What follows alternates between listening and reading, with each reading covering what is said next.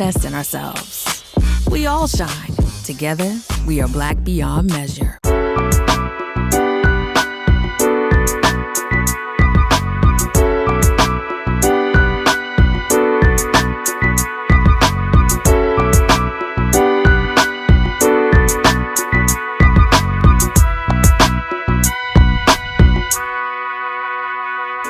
Hello, everyone, and welcome to A Balanced Life with Dr. Jacquie here at Black Star Network. Oh my goodness, I love our audience and our panel that we are going to have today. Seriously, when I think about all of the change and transition that is happening in each of our lives, one of the things that comes to the forefront of my mind is back to school and how we're handling it. Sure, so many of you are in different spaces and time, and you're wondering how to manage and master and harness the power of your emotions, just thinking about your kids getting ready to go back to school. And then for some of you, you simply decided we're all done, we're tapped out, and you're going to homeschool your kids this year. Whatever it is it looks like for you, we're going to take the time to really lay out, plan out, and discuss how to deal with those social and emotional feelings that our children are having. How are they coping with the pandemic? So many kids missed out on being able to go to school. And so they're having to play, if you will, catch up with getting to know friends, what it means to be in an environment that's not your own home or your grandparents' home. So let's jump right into it because, you know, back to school is serious business. Hey, everyone. How's it going? Hey there, Dr. Jacquie. Oh my goodness, let me tell you, I'm excited when we get together because I always feel like there's going to be this dynamic, robust conversation that's going to happen. And, you know, we're right in the middle of summer. And parents are already in this space of saying, what are we doing for the rest of the summer with our kids, while also trying to balance their own personal emotions and feelings about sending kids back to school as we see numbers rising, as mask mandates are, you know, they're all over the place, you know, and all over the globe. It's like, are the mask on? Are the mask off? Can they have it if they want to? Will they be get sent home if they do or if they don't? And so there's just a lot of feelings and emotions, you know, right now tied into where we are in this pandemic. And I think that's a good place for us to start our conversation before we move into some other topics. How are each of you feeling about where we are in this space and time? And how are you personally managing going in and out and deciding to or not to as it relates to these various variants that we're seeing right now? I'll start with Charlotte Avery. Hey, Char. Hey there. So, you know, for my family, you know, we love summer and we are an out and about family. And so we're out. I mean, the kids are out playing with their friends and neighbors and all the things. And, you know, we're going places and doing things. So, you know, when it comes to wearing masks and things of that nature, you know, if we're going inside and we know we're going to be around a lot of people, then yes, we mask up. But if we're outside, if we're going to the pool, you know, or anything like that, we're not wearing masks, and we're okay with that. But you know, I'm just happy. I mean, I know that there are a lot of different variants happening and things like that, but you know what? We just can't stop life. We're just not. So we're on the move and we're just winging it. Interesting. Stacy, this out and about and keeping it moving. How are you doing with the kids at the school and what's happening there? So yes, everybody is outside now. So we just have to accept the fact that it's time to move on. I think for us, it's about building community. So now we're just trying to reflect and talk with our incoming parents, our new parents, and our returning parents, and from the format of saying every family has the right to make their own choices about whether you want to be in a mask or not.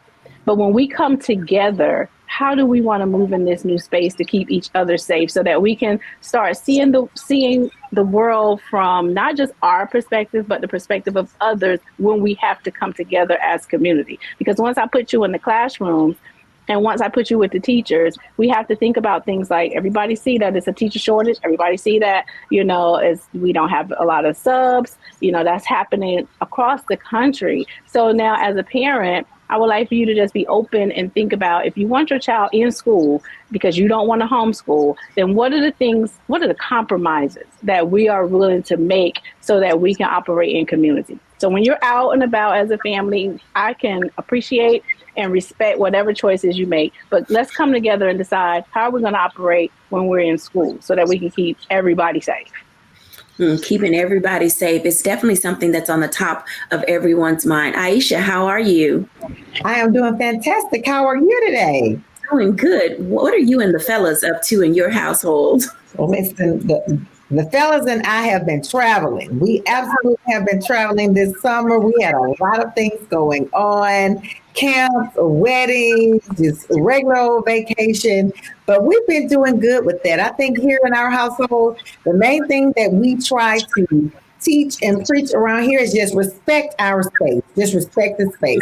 So we're just like everybody else. We're out and about. When we're out, we're not necessarily masking when we're outside, but when we are around a lot of people, we certainly think about the space that we're in and then determine whether or not we're going to go ahead and put those masks on. So over here, we're just living our best lives. We're living normally, just like everybody else. But like I said, we preach and teach respect the space. If the space is too small, mask up.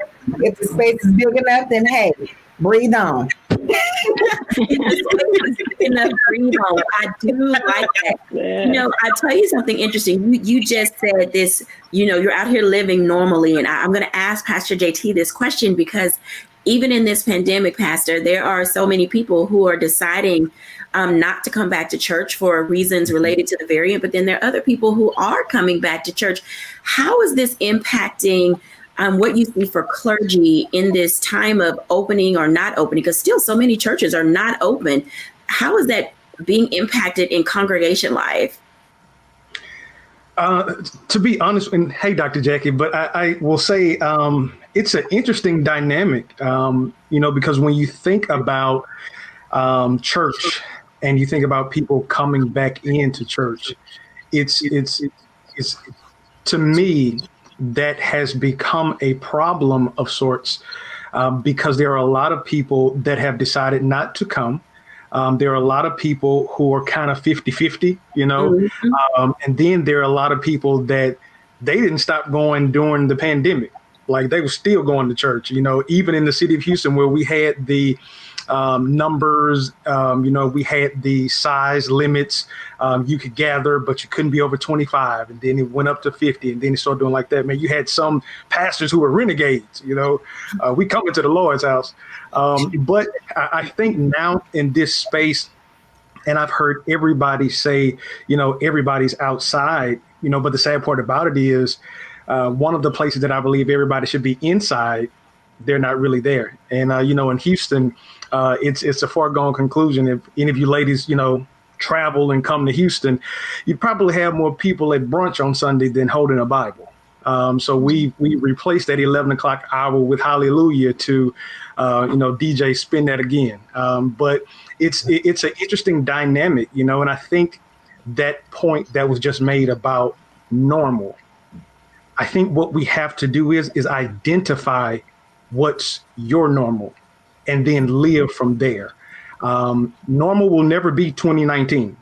Normal will never be 2019, but there can be a new baseline that is created in 2022 and we live from there.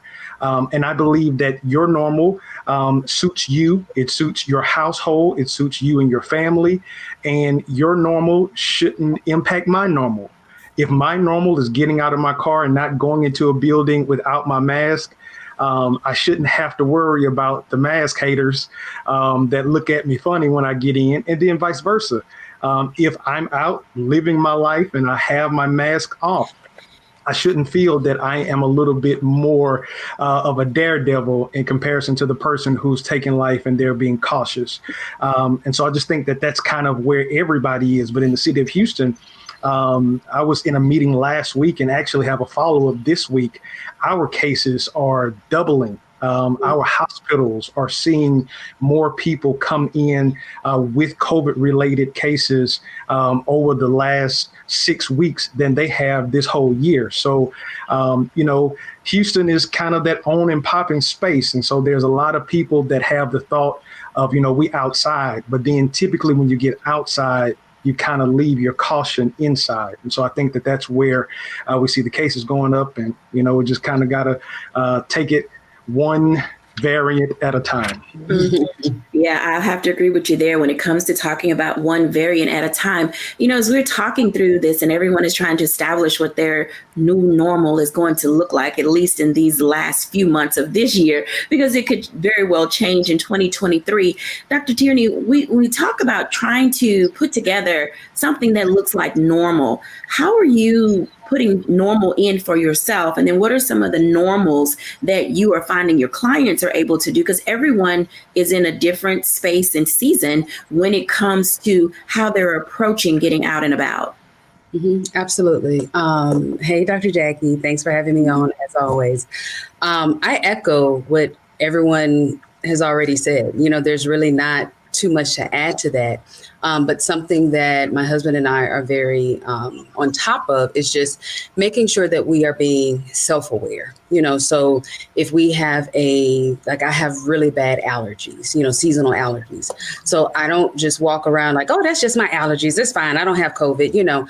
I put a mask on, even though I may not think it's COVID, if I know I'm going around people, just to be mindful and respectful that as I'm sneezing or my eyes are watering, or because all of these symptoms from variant 1 to 57, 32, they all start to kind of look the same. So we don't know if it's seasonal allergies, monkeypox, COVID, flu, a regular cold, like what happened to the regular cold, by the way. But, we don't know what it might be. So we're just very mindful of, if we're, sneezing or not feeling that great, we'll put our mask on, and even we will just kind of do some of that self-quarantining just to be respectful and mindful of other people, and just taking our own temperature. I guess you could say that, pun intended, taking our own temperature first before we just expect everyone to just be okay with whatever our, new normal is, and just being respectful that their new normal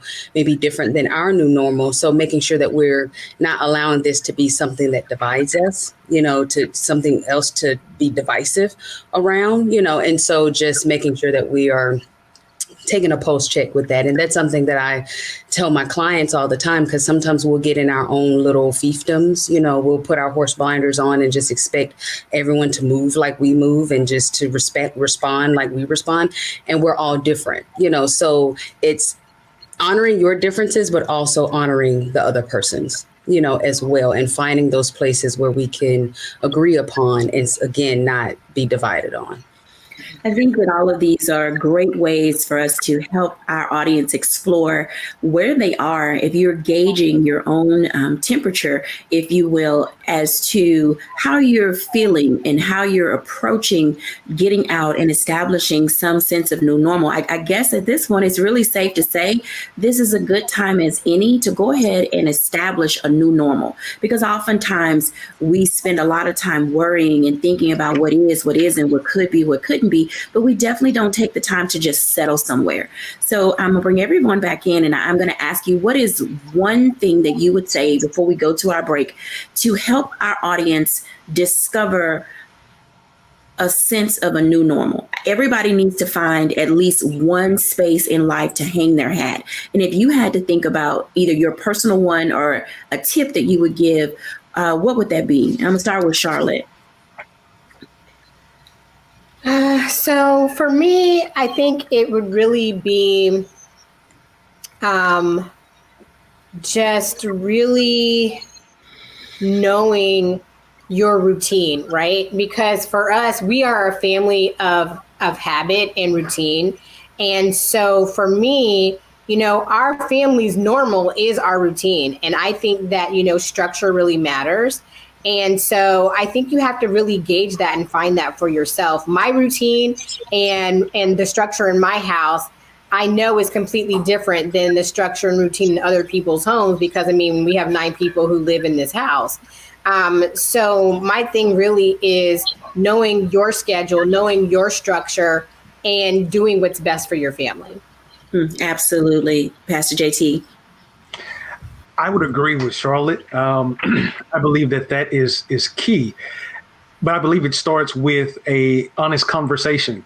One thing that, not starting preaching already, y'all forgive me, but Joshua was looking at the landscape of the land, And so there was this, identity crisis, and the children of Israel were looking over the fence and looking at other countries.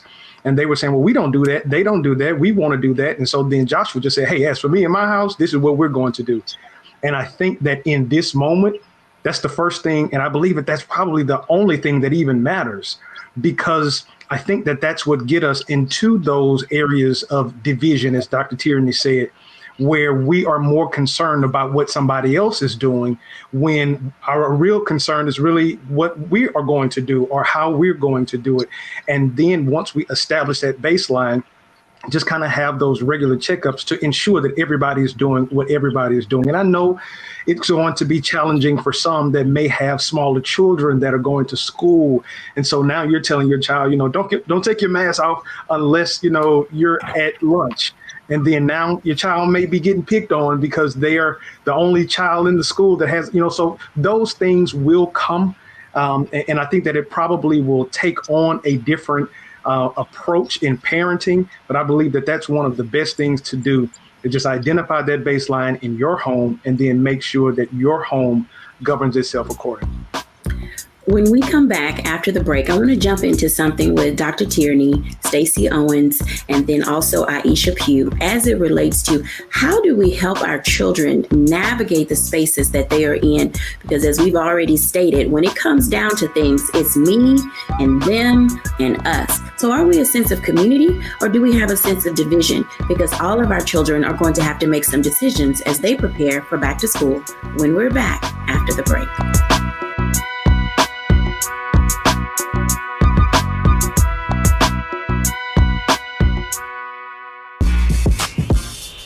When we invest in ourselves, our glow, our vision, our vibe, we all shine. Together, we are black beyond measure. Over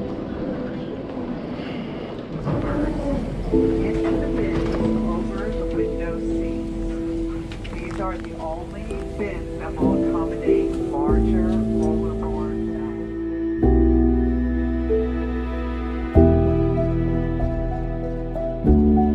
They put 10 in here? 10, and you don't come out till you die. And you eat him, you eat 10. Oh my God.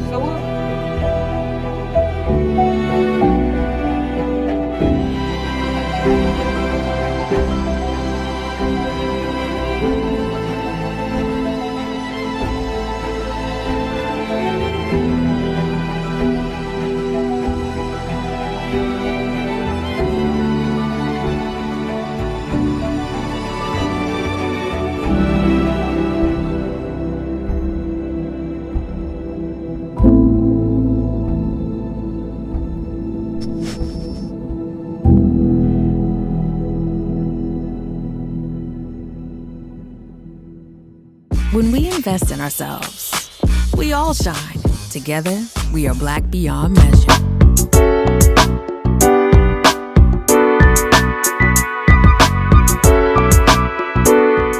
Welcome back, everyone, to A Balanced Life. As you can see, Dr. Tierney, Pastor Jacquie, Stacey Owens, Charlotte Avey, and Aisha Pugh have no shortage of a wealth of information that they are sharing with us today. And one of the things that we're facing as we're near getting back to school is, what does this look like for our children? Oftentimes, people have this tendency, and I'm going to use this word, and it's called catastrophizing. And basically what that means is this.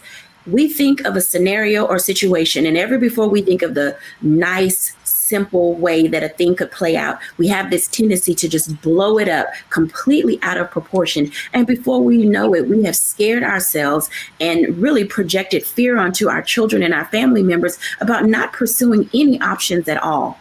So I'd like to talk to you for just a few moments, Aisha, Dr. Tierney, and Stacey, related to that preparation period for people in getting prepared for their next season in life. And then we're going to go to a one-on-one with Charlotte, because she has some very exciting news to share us. Hey, ladies.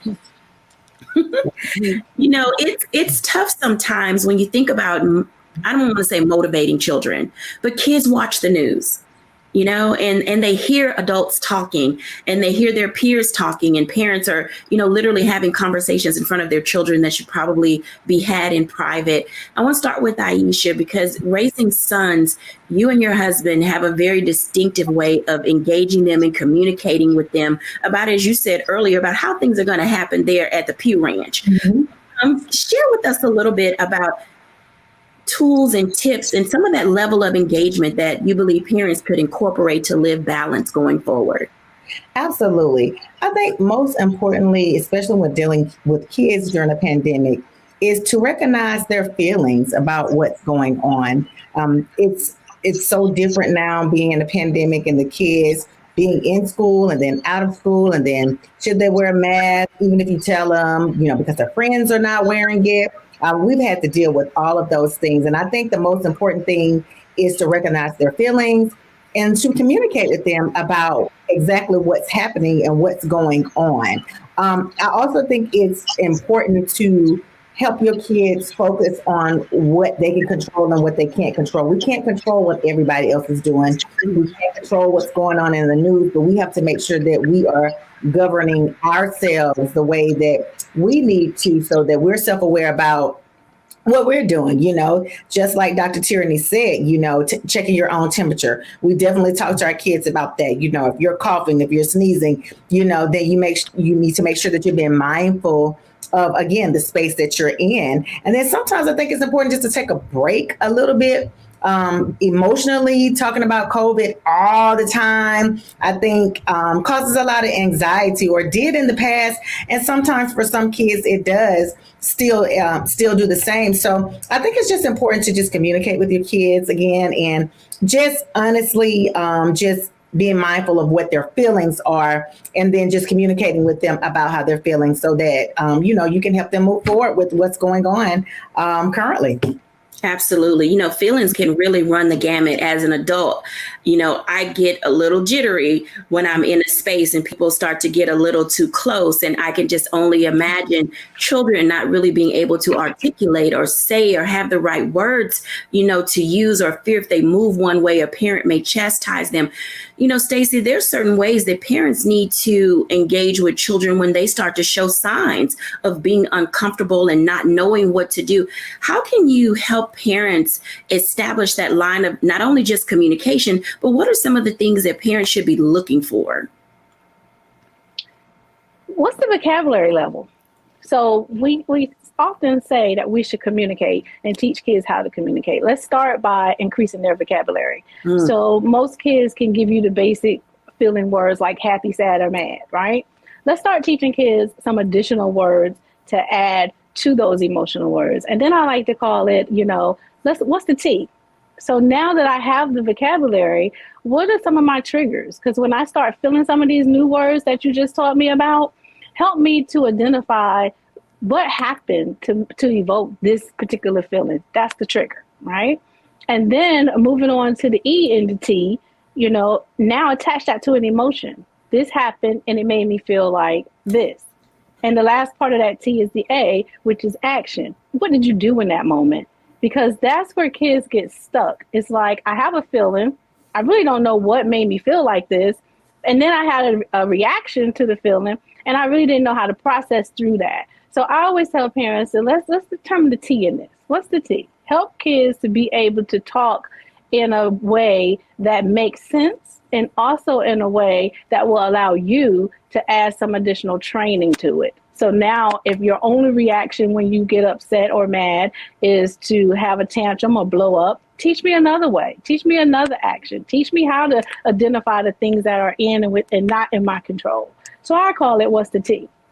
So let's take what's the T one step further, because, I'm listening to you talk, and literally the moments that I see parents chastising a child for having an emotion, they don't know how to have the appropriate action. So how do we help parents be more sensitive, if you will, to when their children are having a triggered moment? I mean, we can all attest to the times that we've seen a child, see a pet in the grocery store, and the child will jump or flinch, and the parent will say, what are you doing that for? Why are you acting all scared? It's like you just discounted that child's feelings and emotion. So how do we help our parents also discover how to communicate with kids as they are having these heightened senses of awareness? We have to teach them how to talk through that. So if the child just flinched because, I saw a dog, ask the question, why did that matter? Like my granddaughter is scared of every kind of bug. If a mosquito come in the house, like last night, a mosquito came in the house, and for 10 minutes, I had to listen to her jump up and down, jumping off the bed. She was trying to kill this mosquito. In her mind, she was like, I want this mosquito to be dead before I lay down and go to bed. But she was about to break her neck trying to do it. So I had to stop her, and I had to say, like, well, one, why are you scared of this mosquito? Because you're bigger than this animal. You're bigger than a spider. You're bigger than the mosquito. You're in control of that, but just by your size alone. But as a 6-year-old, she didn't see it or relate to that. So we had to talk about other ways. And then I had to tell her, oh, what's a safer way that you could kill this mosquito other than jumping off your bed and breaking your neck? So it starts with taking that time to get into, to allow them to share what their thought process was, because it made sense. I don't blame her. You want to kill the mosquito before you go to sleep, because in her mind, she didn't want to get bit. So now let's give them a better way to act. We have to stop and think through it. But sometimes as a parent, we also have to think about, why do we react like that? Why did that bother us? What's the trigger? What was the trigger that I got from that? Because I know for me, it was the stomping and the falling. And that was a trigger for me because I was ready for things to settle down. But instead of getting out of control of my emotion when she triggered me, I had to stop and first ask myself, what is she doing right now that's bothering me? Why am I bothered? Let me identify that and then fix it for myself. And now let me go over and speak with her to see if I can help her think through it. Because everything ends with the ability to be able to have a cognitive thought to fix whatever you're trying to fix.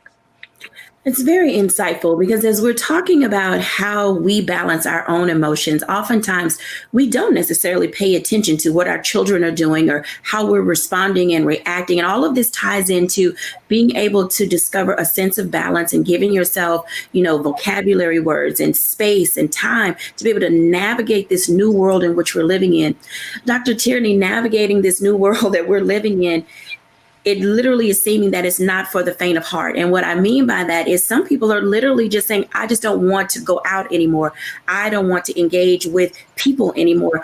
Can you explain why having that sense of moving to this other end of the spectrum is difficult and probably is not the best way to discover how to live a balanced life? Escapism oftentimes is not the best way to move your life forward when seeking a new normal. Absolutely. And you just said it right there.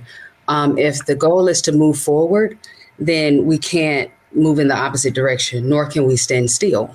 So I love, Stacey, I absolutely love what you said about the tea. Because sometimes we can become too focused on trying to spill the tea that we need to sit down and drink the tea. And we need to sit with ourselves to say, okay, what's happening with me? Why am I feeling this? So oftentimes when people want to run to the other end of the spectrum, it's out of a fear response that they haven't themselves sat down to address, to understand, to take action and work through. So I'm just going to respond to what I'm feeling on the surface. And that means I need to stop. I need to halt. I need to go in the opposite direction. But then, and it may work in a temporary, because now I don't feel whatever that press, stress, whatever that was. But what you're ultimately doing is setting yourself up to get stuck. And if what we're trying to do now is identify our new normal, we are unable. Think about it this way. You don't drive a car looking in the rearview mirror. You have to look through the windshield to look forward. And so what we're finding ourselves doing is we're looking in our rearview mirror of how things were in 2019, what I used to do in 2017, what my life looked like in 2010, expecting to bring that into 2022, 23, 24. And it doesn't work that way, sugar. You have to be open and really flexible with what life is now, to identify what your new normal is now, understanding that it will never look like that again. That doesn't mean that it's not going to be good. That doesn't mean that, there's not great things on the horizon. But if you're constantly looking in the rearview mirror at what was, you will not see the horizon. And you are more prone to run aground instead of getting to your next level. So I love again, Stacey, what you said about the T, because that acronym that she laid out for, how to better support your children, you have to do it for yourself first. you have to be all of that for yourself first in order to show up for your children in that way. It first starts with you. I love that idea that you have to show up for yourself first before you show up for your children. And I want to talk to Charlotte Avery for just a second, because, you know, a lot of you parents are in that space of your kids going to school for the first time. Some of your kids are moving to different grade levels. And as children graduate from one stage to another, so does the anxiety that comes along with that process. Charlotte Avery, you, my darling, are in the space of, you know, getting ready to become an empty nester. Can you talk with us for just a moment about your initial thoughts and feelings? And then when we come back after the break, I want to dive into a deeper conversation with you about transition. I would have to say that you probably do some things better than any person that I have ever met. So let's talk about you first before we talk about the kids. How are you processing change? I'm taking it one day at a time. I mean, knowing that, so, you know, when you said I was an empty nester, getting ready to be an empty nester, I'm like, no, only one's leaving the nest, and we still have 6 left. We still have 6 left to go. But you know, I mean, it's really a process on every part of me, on my emotions, on, you know, and I even feel it like even in my physical body, because I'm like, wow, my oldest is leaving and going to college. And to know that we've all been this family unit together in this house for, you know, 18 years of his life. And now I'm like, oh my gosh, like Lim is really leaving and going to college. And, you know, unless we just were going to pump the brakes and be like, no, you're staying home, you know, he's leaving. And so it's something that I have to adjust to. It's something that even some of our children are making adjustments. I know we had a party for him, and one of my children was just like she was in her room during the party lamenting, and the fact that, oh my gosh, my brother's leaving and going to college. And for me, like I'm processing daily, but then I'm looking at him and how he's just, you know, navigating, and how he's trying to now, you know, get the last fun of summer in with his friends and all of that. And it's a tough space. Like, I mean, I have my moments where I'm really lamenting because I already know that, I mean, he's not even gone, and I miss him. I miss him already. I miss his crazy foolishness, and I miss all of his shenanigans. And he's still here in the house. And so, you know, just, you know, processing it all and just making sure, you know, have I and have his dad, you know, have we done everything in these 18 years? Have we taught him the things that he needed to know as he navigates manhood and being, you know, an African-American male out in the world away from our home? And, you know, my answer to that is we have, to the best of our ability. And so I feel confident in that. But also knowing that, you know, as he's leaving the nest now, you know, he has to, you know, live his life. And I'm praying that he'll make right choices and wise decisions at all times. And then just, you know, giving him the grace to make mistakes, and giving myself, you know, the grace that, you know, if he does make mistakes, to recognize, you know what, I used to be one time in his shoes, but also, you know, for me to feel every emotion and just really feel it all so that I can be true to myself. You know, because I tell you, you know, talking about transition, this whole school year was a major transition. He graduated from high school, and then my number 5 is going from elementary school to middle school, and then my middle schooler is going to high school. So like we had 3 different kinds of graduations, and I'm just like, wow, like it's just crazy to know that all of these things are happening in, you know, in different seasons of everybody's life. And I mean, I'm thankful, I'm blessed. And yet at the same time, I will be honest and say I have my moments of lamenting. And I'm okay. And I'm okay with that. And I actually like that. When we come back after the break, we're going to talk a little bit about balancing change when we're back after the break.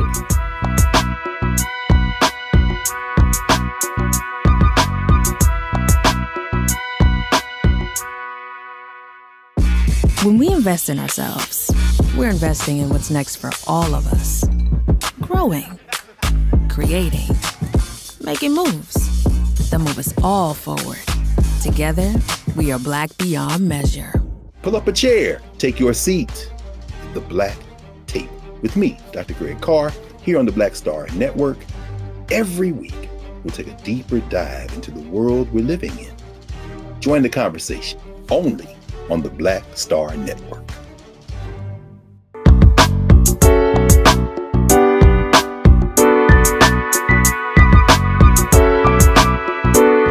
Welcome back, everyone, to A Balanced Life. I want to talk to Charlotte Avery, Pastor JT, and Aisha Pugh for just a few moments about balancing change, because I think in all of our lives, as we think about it, it's just a series of progressions. But when we say that word change, everyone literally almost loses their mind, as if, you know, it's going to take a lot of work and a lot of effort, when honestly, every day, throughout each day, we're making some form of change. Aisha, Charlotte, and Pastor JT, welcome. You know, Charlotte, I love what you were saying about this. You said the word you said was talk about transition, and it was almost like an exclamation point went at the very end, you know, of what you said. But when you're talking about levels of transition, and you and Aisha are going to have some things in common, you know, as your kids are going to the same college. And, you know, I wanted to ask Aisha, because you are where your oldest left the nest, and there was one still home, and now Charlotte's oldest is leaving the nest. What are some of the tips that you would give to a parent who is getting ready to experience their child leaving for college? So it's really, honestly and truthfully, no easy way to let them go. I'm just going to be so honest with you. I went through every single emotion that she's stating that she went through. I went through that way prior to him even graduating. I'm like, oh my gosh, oh no, because I only have 2 kids, right? But it doesn't get easier. Even if you have 6 or 2 or 1, they're your babies.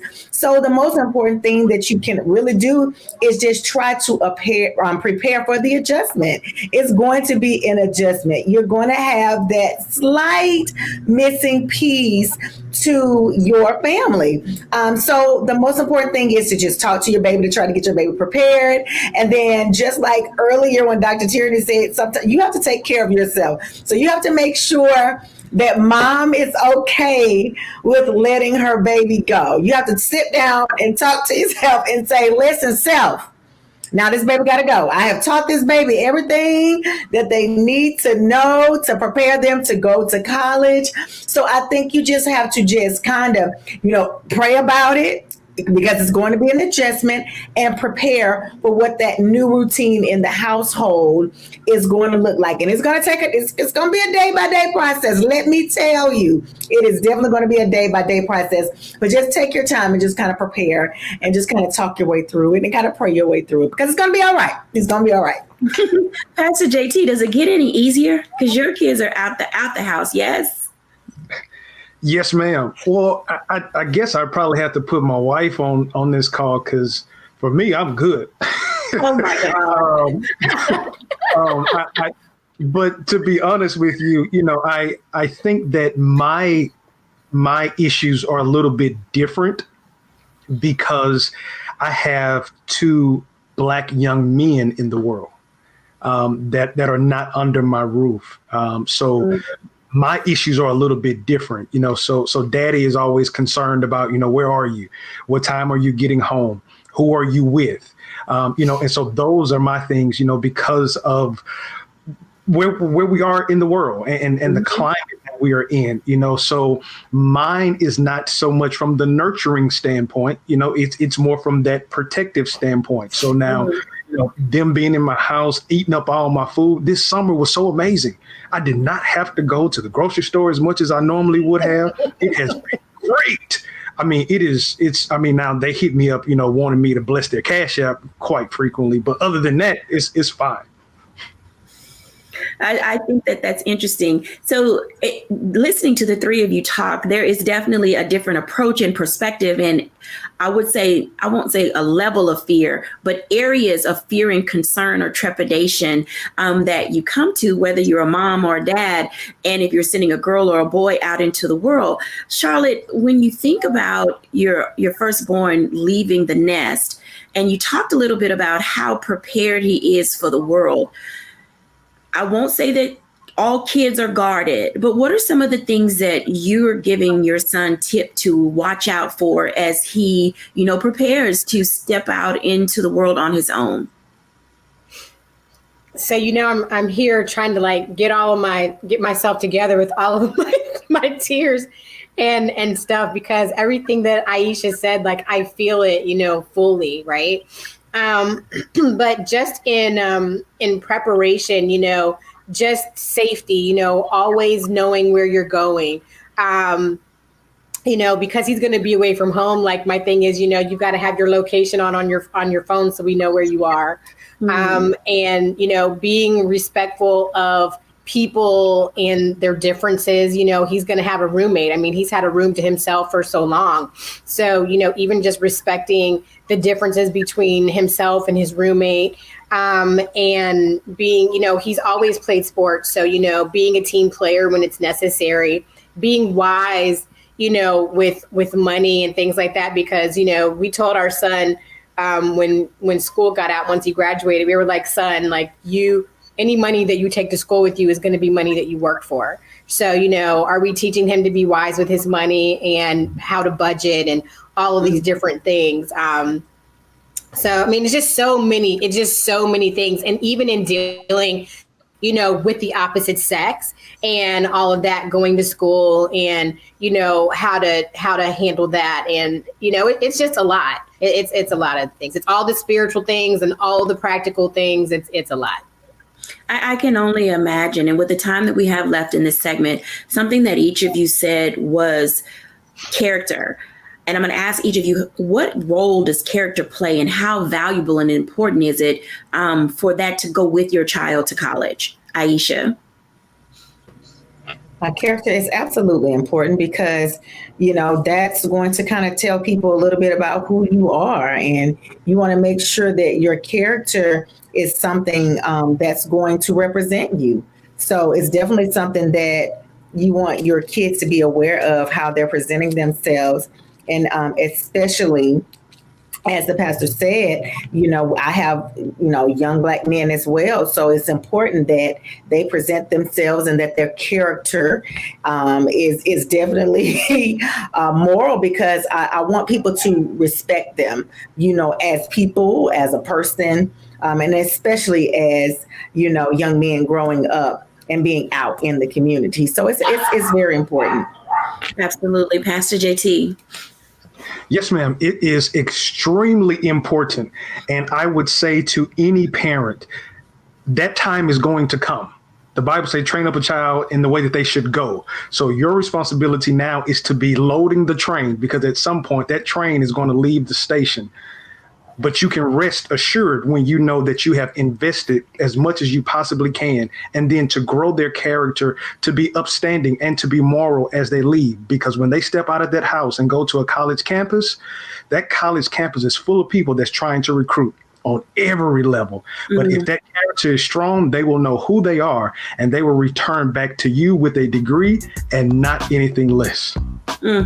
Oh my goodness. So when we come back after the break, I want to have just a conversation with everybody, because, when we talk about character, developing a new normal and getting out again and being around people, our children have had 2 years of being under someone's roof, and they have literally been guarded and shielded and sheltered from some of the trials and tribulations that this world has to offer. When we come back after the break, let's talk about it.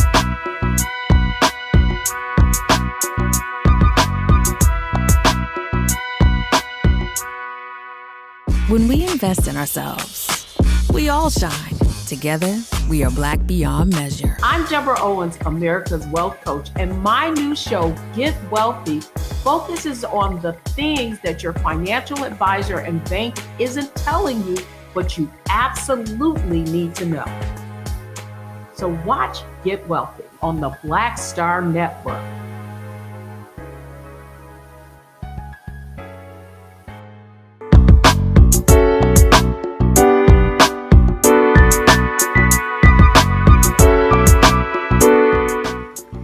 Welcome back, everyone, to A Balanced Life. And I invite all of our guests in because, as I think about some of our children that have been guarded and shielded and have not really had an opportunity or a time to engage with the world. Let's go with that term. Engage with the world. There's some things that our kids need to know that they possibly were not taught because they've been at home playing video games or at someone's house. They've been everywhere except for out in these city streets.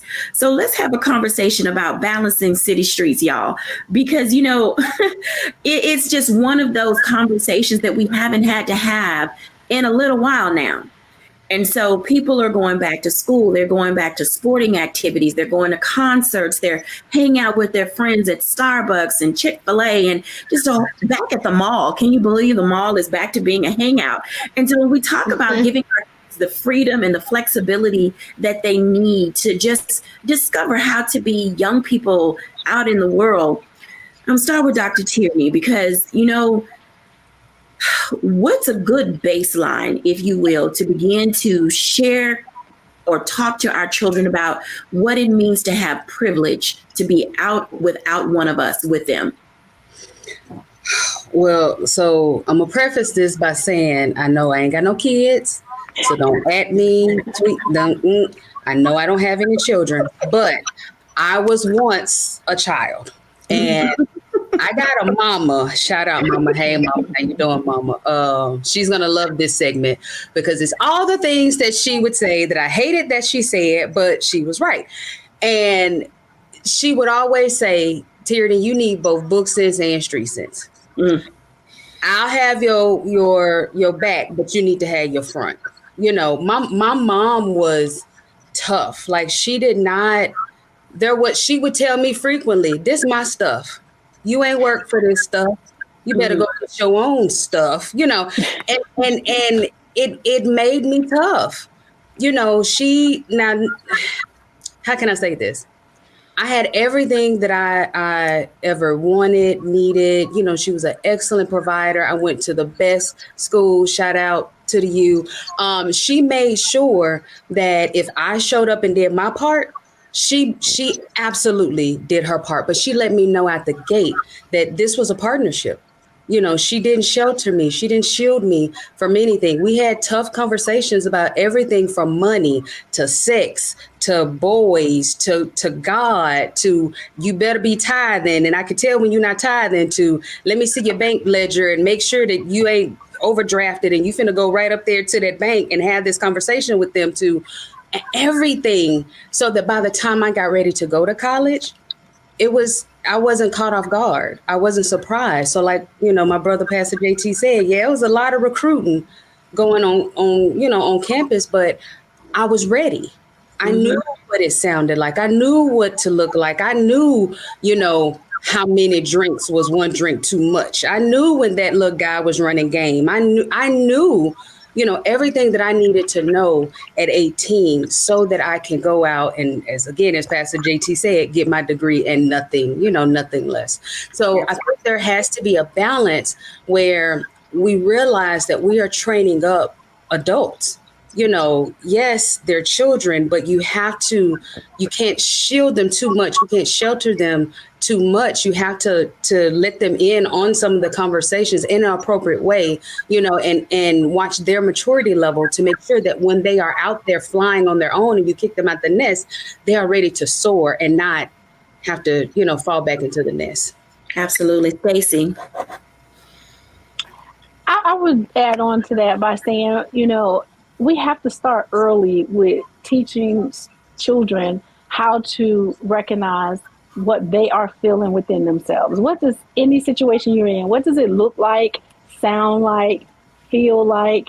And once I start identifying that, then I can impose what I call the AAA. How can I assess? I'm standing here talking to somebody. I'm listening to what others are saying to me and around me. How is that making me feel? Do I feel safe? Do I feel like this is a good space to be in? I think kids today, sometimes when we have to socialize with others, they miss certain social cues. They miss certain opportunities that can help them to know how to make decisions, to know I'm going too far this way or I'm going too far this way. They become so entitled or privileged where they think that it's the responsibility of someone else to help guide you and hold your hand. And we got to start giving them the tools that they need so that they can tap into their intuition and know that in this assessment or in this moment, I'm okay. Well, I'm not okay. And then take action. If you're not okay, do I know how to seek help? Do I know who to go to and ask for help from? Do I know how to remove myself from the situation? I see a lot of kids today stay in stuff too long, stay in friendships too long, stay in trying to make something work that you clearly see is not working because we have that fear of failing at something. And then that last A in the AAA is, how do I adjust? So we got to teach children how to think through what they are feeling, why I'm feeling that, and what do I need to do with it. That's what I would say with kids with me. I love those AAAs. I may have to adopt some of those myself as I move on into adulthood, because that is exactly what we're doing. Pastor JT. Yes, ma'am. One tip that you would share for people learning how to balance moving forward and being out on their own, because kids today can be a little wild. Don't at me, y'all. I'm just saying, I see y'all. I'm just saying, I see y'all.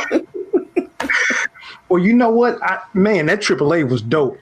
Stacy, I'm giving you props now. I'm going to say it again on some other platform, but assess, action, and adjust. The last thing that I would say, I'm going to go back to that response that I had earlier about training up that child.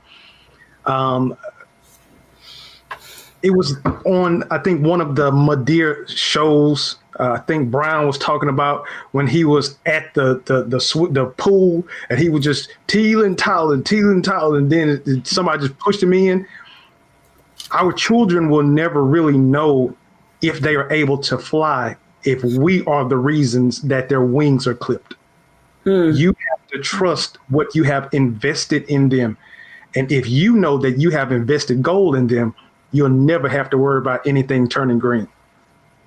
Invest the goal so you won't have to worry about anything turning green. If y'all didn't catch that, he was saying don't live a fake life, because life's too short for all that, because everything that's gold is not real gold. So, I think that all of these tips and cues that we have heard today are extremely important, and they give us this opportunity to really showcase as adults how to help our children not only shine, but to soar. As we continue in who we are and what we do, our aim is always to provide our audience with tools and tips, to help you either move away from or move toward what you see is right for you in a balanced life. I'll give my reflection when we're back after the break.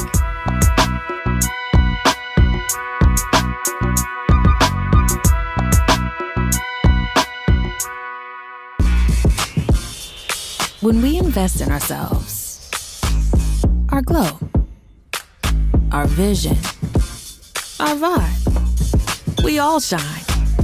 Together, we are Black beyond measure. Folks, Black Star Network is here. Oh, no punches! I'm real revolutionary right now. Support this man, Black Media. He makes sure that our stories are told. Thank you for being the voice of Black America, Roland. Stay Black. I love y'all. All momentum we have now. We have to keep this going. The video looks phenomenal. See, this difference between Black Star Network and Black-owned media and something like CNN. You can't be Black-owned media and be scared. It's time to be smart. Bring your eyeballs home. You dig?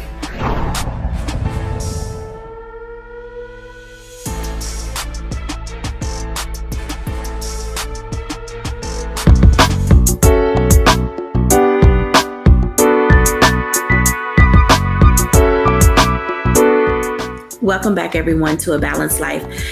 Charlotte Avery, Pastor JT, Stacey Owens, Dr. Tierney, and Aisha Pugh have given us some tools and tips in this show that will allow us to really figure out how to navigate our lives. But in addition to navigating our lives, trust me, more is caught than taught.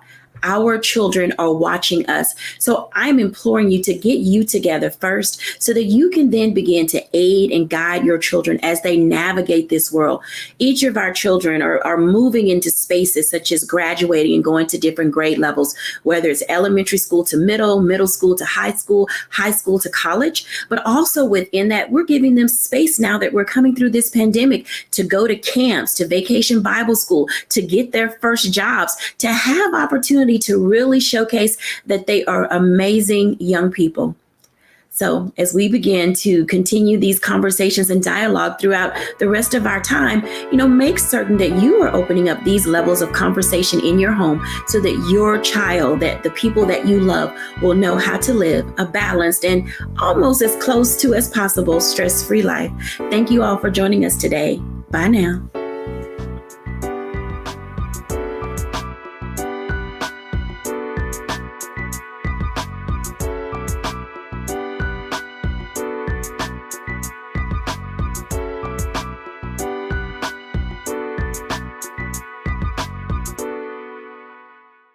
When we invest in ourselves, we all shine. Together, we are Black beyond measure. Folks, Black Star Network is here. Oh, no punches! I'm real revolutionary right now. Support this man, Black Media. He makes sure that our stories are told. Thank you for being the voice of Black America, Roland. Stay Black. I love y'all. All momentum we have now, we have to keep this going. The video looks phenomenal. See, there's a difference between Black Star Network and Black-owned media and something like CNN. You can't be Black-owned media and be scared. It's time to be smart. Bring your eyeballs home. You dig?